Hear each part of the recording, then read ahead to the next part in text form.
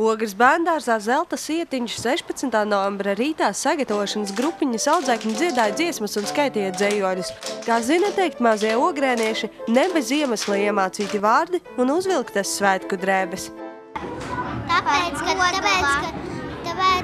Latvijai ir dzimšanas diena.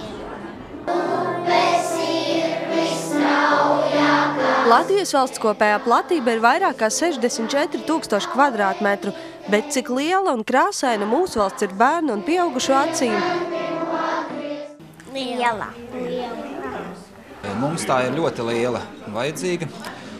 Es domāju, viņa nekad nebūs maza, jo to, ko es šodien redzēju un arī visu nedēļu redzēju, kas notiek kādu pasākumu skolās, es domāju, ka mēs ļoti augam. Un tie bērni, kas pašlaik dzīvo ar Latviju, dzīvo ar prieku, kas ir tajā, es domāju, ka viņi ļoti labi veidos mūsu nākotnes visas perspektīvas. Tik liela ir Latvija? Manās izjūtās mana Latvija ir vislielākā pasaulē.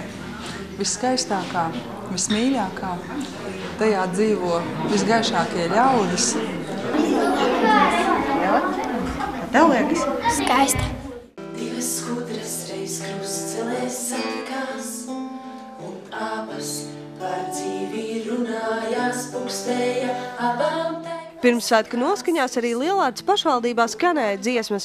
Tika izteikta pateicība novada iestāžu darbiniekiem par ieguldīto darbu.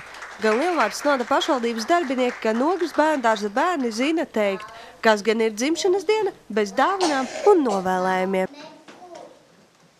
Latvijai mēs novēlam augt, attīstīties un, protams, pilnveidot sevi, būt vēl skaistākai. Es novēlu Latvijai, lai viņa būtu liela un augtu vēl lielāka. Kad tu novēli? Lai viņa augtu liela un skaista. Lai es viņai dāvinu puķes. Es novēlu Latvijai veiksmi. Laura Liepiņa, Artis Supe, Ogres televīzija.